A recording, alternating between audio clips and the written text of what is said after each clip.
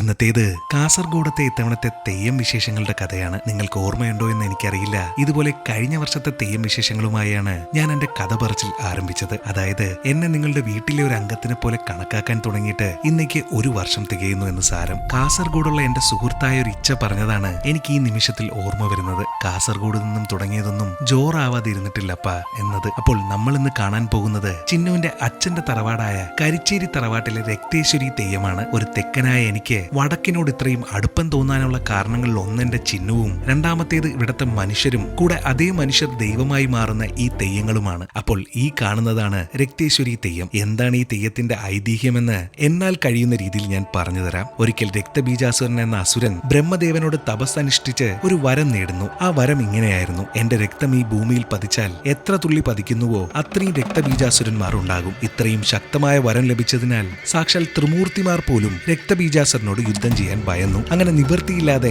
എല്ലാ ദേവഗണങ്ങളും കൂടെ ആദിപരാശക്തിയോട് പ്രാർത്ഥിക്കുകയും ഭദ്രകാളിയുടെ രൂപത്തിൽ ആദിപരാശക്തി രക്തബീജാസുരനോട് യുദ്ധം ചെയ്യാനും തുടങ്ങുന്നു. തനിക്ക് ലഭിച്ച വരം പോലെ തന്നെ യുദ്ധത്തിനിടയിൽ ഭൂമിയിൽ പതിക്കുന്ന രക്തബീജാസുരന്റെ രക്തത്തിൽ നിന്നും കോടാനുകോടി അസുരന്മാർ പിന്നെയും ഉണ്ടാകുന്നത് കണ്ട ഭദ്രകാളി തന്റെ നാവ് ഈ ഭൂമി മുഴുവൻ പടർത്തി ആ നാവിൽ വെച്ച് രക്തബീജാസുരനെ വധിക്കുന്നു. അതിനാൽ അസുരന്റെ രക്തം ഭൂമിയിൽ പതിക്കാതെ മുഴുവൻ ദേവിയുടെ നാവിൽ വീഴുകയും ദേവി അത് പാനം ചെയ്യുകയും ചെയ്യുന്നു. പിന്നീട് വരത്തിൽ പറയുന്നത് പോലെ രക്തബീജാസുരന്മാർ ഉണ്ടായതുമില്ല. അങ്ങനെ രക്തബീജാസുരനെ വധിച്ച ദേവിക്ക് രക്തേശ്വരി എന്ന പേരും ലഭിച്ചു. പിന്നെ ദേ ഈ ഉയരത്തിൽ മുടി പോലെ കാണുന്നതാണ് ദേവിയുടെ നാവായി കണക്കാക്കപ്പെടുന്നത്. എന്താ അല്ലേ? അങ്ങനെ കൺകുളിർക്കെ രക്തേശ്വരി ദേവിയും കണ്ടു നിന്നിട്ട് കുപ്പായവും മാറ്റി നേരെ ചിന്നുവിന്റെ അമ്മയുടെ തറവാട്ടിലെ തെയ്യം കാണാൻ തിരിച്ചു. വിഷ്ണുമൂർത്തിയെയും ചാമുണ്ഡി ദേവിയെയും ഒക്കെ കണ്ട് ആഗ്രഹങ്ങളും പറഞ്ഞ് അനുഗ്രഹവും മേടിച്ച് നേരെ അന്നദാനം മേടിക്കാൻ ക്യൂവിൽ കയറി. ഇനിയാണ് രസം. അമ്പലത്തിലെ അന്നദാനം എന്ന് പറയുമ്പോൾ നമ്മൾ തെക്കന്മാർക്ക് മനസ്സിൽ വരുന്നത് ഞാൻ പറയാം: അച്ചാറ്, തോരൻ, അവിയൽ, സാമ്പാർ, ചോറ്. എന്നാൽ ഇവിടെ അങ്ങനെയല്ല. ഇതിന്റെയൊക്കെ കൂടെ